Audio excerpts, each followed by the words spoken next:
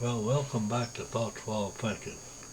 Well, I've done a little bit of thinking about putting the FM station on the air, the first FM broadcast station in the Brazos Valley.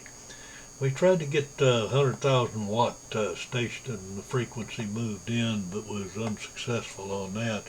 So anyway, we was working on the Class A 3,000 watt station, which we finally got. And I don't know how we become acquainted with Mike Luther back then, but we did. And he was probably one of the major factors in the success of getting 92.1 FM on the air. He was a pilot and he flew us around to get all those equipments. He was a helm operator. He knew the FCC, and he was just what I'd consider the only closest thing to a genius of anybody I ever met, because he knew just about everything. Anyway, we got that station on the air and we started broadcasting A&M Consolidated Sports. And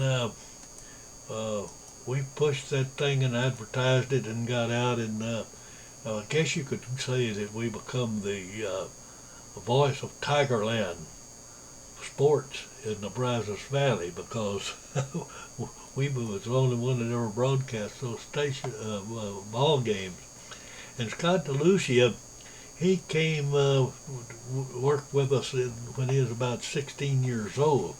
And Scott has got a big long track record of success. But when he was 16, he was still in high school, and he was doing PA broadcast for A&M Consolidated. We were setting up to do the play-by-play on a basketball game, our first one, and he come over and he wanted to help us out. And man, I'll tell you what, we were happy to have him, because Scott knew all the players and about everything, and he came along when he was about 16, and he's been there ever since.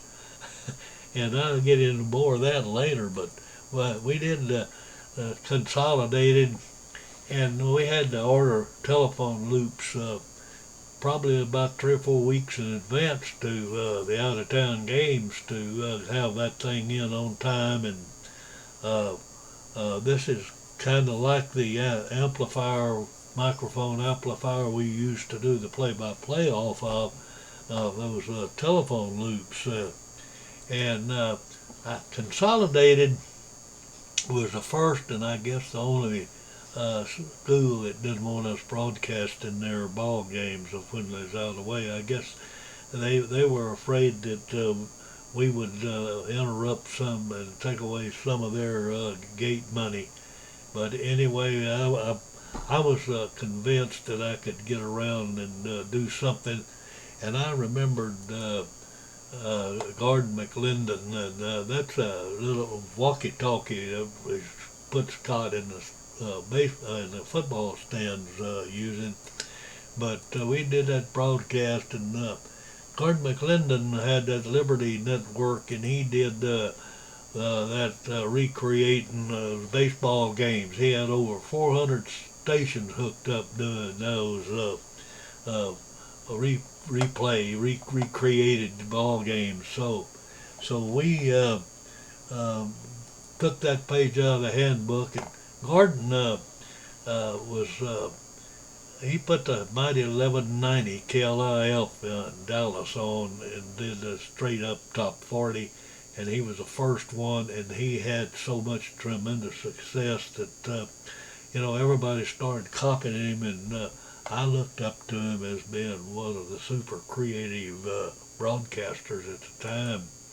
And we would travel to these schools out of town in Red Rover, and we'd drive up to the school in Red Rover, and everybody would come up, and they'd be so excited to see that big old Red Rover and that radio station from Bryan College Station there to do their ball game, and they'd come over and they'd visit and they'd talk about it, and it was exciting to have that to working with us. And we went on, and broadcast consolidated sports, and Scott has stayed at WTAW all that time in there, and I'm just kind of happy that I'm been associated with him in those early days and was a part of bringing him into WTAW and share some of the early successes that Scott had. Scott has worked hard, and he's become one of the most influential broadcasters in the Brazos Valley right now. He is does on the air with Infomaniacs right now. You know, it's the after runner of Buck and Meyer back in the old days when I had it. They kind of upgraded the name a little bit, but Scott does a great job, and he's just a big staple of WTAW, and his success is just awesome. And he's worked hard, and he's delivered, and he's done his homework and everything it does. And I just think he's doing a great job on everything. And that's my thoughts while thinking about early days of 1961, 62, putting the first FM station on the air. And we'll see you on the flip side.